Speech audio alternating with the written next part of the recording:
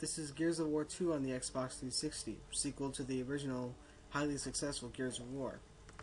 This game follows the story of Delta Squad as they try finding where the locusts come from. The locusts are the bad guys. Finding where they come from and, destroying them from there. Now, I've not played the original Gears of War, so I had absolutely no idea what I was getting into when playing this game. And when I started out, I didn't like it that much, actually. It was really weird to me because I played a lot of Halo and a little bit of Ace Combat. And, this game felt a lot different from most other games because obviously because of the third-person aspect of this game, but you have to focus a lot of aiming, a lot of duck and cover. There isn't an insane amount of weapons for you to choose. This game, after a while, the good parts of the game began to overshadow the bad. I really liked how the characters had a lot of depth to them. They said they actually talked during the battles. The duck and cover style was actually kind of fun, and it felt fun. It was really cool to blow up all the locust heads and stuff. Now, the idea of this game is that you're on this mission called Operation Hollow Storm, which you are going to go and destroy the locusts from their hollow. And, it starts off as a normal mission. You go, basically most of the people die, and then you get in, which is basically your squadron survives. But, the game is a lot longer than it seems it would have been, because, at a certain point in the game, I felt like the game has ended. Like, okay, is that it? And then all of a sudden, there was more of the game left. So this is a pretty lengthy game as storyline goes, and I really prefer good games with really good storylines. If the game doesn't have a good storyline, it's really not worth playing.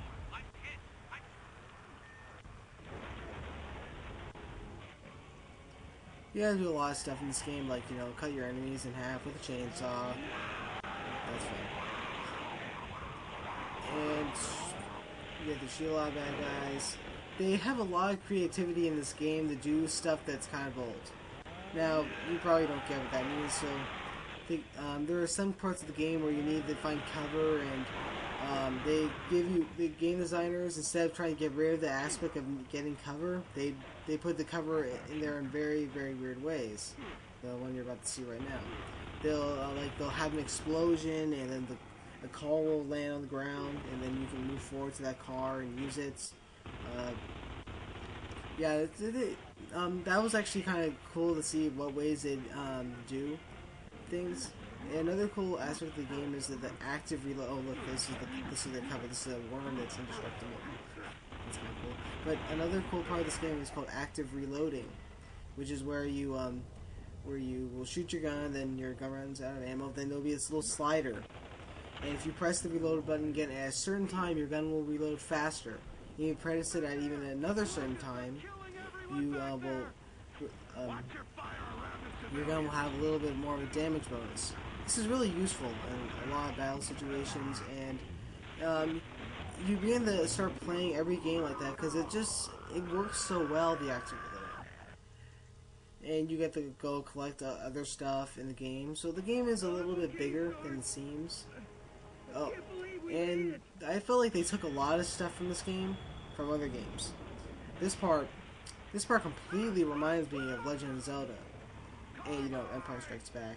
That kind of reminds you of that. But this part, you have to go inside a monster. Yeah, it's creepier than it seems. But it's cool how they got ideas from different video games and incorporated them really well into this game. Now, this game also has multiplayer, but I cannot get it to work. I think you need the DLC for that to work properly, but it just wasn't. But I just was so much in the storyline that I never got around to doing multiplayer. I played Horde a bit. Horde is like the equivalent to Firefight or Zombies in Halo. You get waves of enemies and you just shoot them all. The Horde is just not as intense as the actual game. Oh, look, they have a lot of different uses for these chainsaws. Yeah, you always want to have your chainsaw with you. I wonder if they'll ever do that one day in Battlefield, put chainsaws on your guns. It's not like we have a choice. This operation's our last shot. shotgun. And that's Gears of War 2. If you want to